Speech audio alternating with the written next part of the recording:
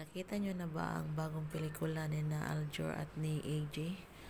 Ang ganda kaya ng pelikula na to, na kung saan ang storya na to is mag-asawa silang dalawa dito.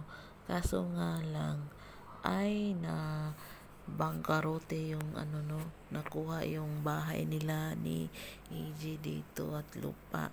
So nagbabalak sila na mag trabaho doon bilang waiter at waitress doon sa Pampanga, at para mag-ipon at mabawi nila yung lupa nila sa bangko. Kaso ang nangyari po dito, si Aljur ay nalulong sa bisyo, yung pagsusugal ng mga meron o wala, yung ganyan. Nakautang siya ng malaking halaga doon sa nagpapasugal doon sa lugar na yon. Tapos pag hindi niya nabayaran agad, ay alam niyo na anong mangyayari pag hindi ka nagbayad ng utang.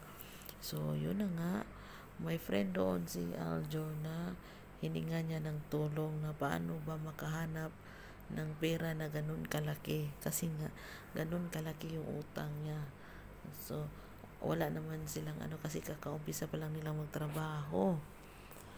So ang ginawa doon sa friend niya, nasasabi na meron ka bang video na ganito, ganyan, yung video na bakbakan, ganyan, ibenta natin at mura lang, ganun. So ang ginawa ni Aljur ay gumawa siya ng video na ganun nga, mga bakbakan la dalawa ni AJ. So bininta niya yung video na yun. Hindi alam ni AJ na nag-video na ganun. Nakita ni AJ ang video na yun at nalaman niya na ganun palang ginawa ni Aljur is nung dun sa restaurant nakita ng cook nila, tagaluto nila na nanonood ng video na yun na, oy, si pala to, ganyan ganyan. So umuwi si AJ, binukbog niya si Aljur, tapos nagalit siya at hiniwalayan niya doon si Aljur. Si Aljur bumalik doon sa probinsya nila at si AJ ay nagpatuloy sa pagtrabaho sa lugar na yon. So after 1 year, wala na sanang paki si Aljur, para naka-move on na siya. Pero bigla na naman pumukaw ang atensyon niya kasi nga lumabas na naman yung video na yon. So bumalik na naman siya doon sa lugar na yon, sa Pampanga, para hanapin kung sinong nagpapakalat noon. Tapos nalaman niya ang nagpapakalat noon is yung friend niya.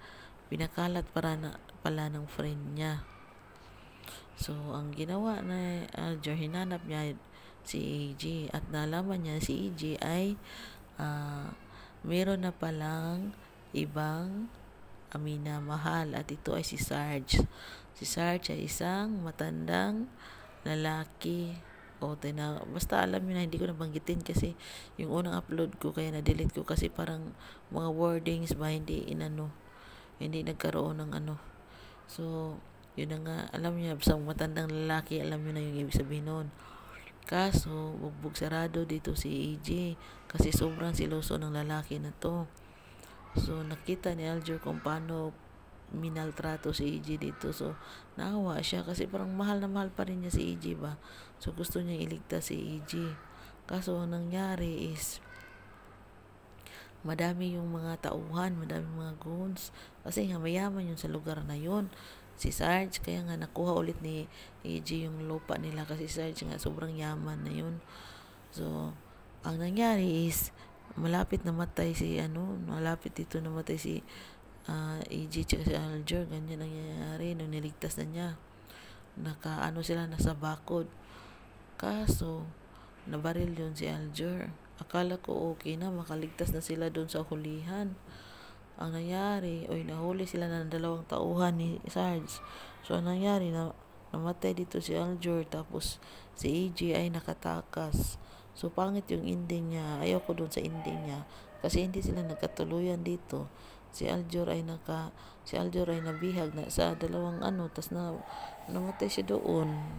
So napapangitan ako sa ending niya. Sana iba lang yung ending, sana may forever, pero kaso wala. Kasi iba talaga pag may pera pag mayaman ka. Pero namatay naman dito din si Sarge, natusok ni Aljur ng kahoy sa may liig. Pero ayaw ko pa rin doon sa anong ending. Mapapangitan ako sa ending. So kung gusto niyo ng mga video na ganito, message nyo lang ako, magsisend ako sa inyo ng ganito na video, no. So kung tungkol naman sa bakbakan dito, ang ganda ng bakbakan nila. Wala kang masasabi sa bakbakan nila, lalo na ang mga sandata nila, lang sandata ni Alger. Sos, naiwan ko na lang. Basta ang ganda ng bakbakan na to. Mag-PM na lang kayo.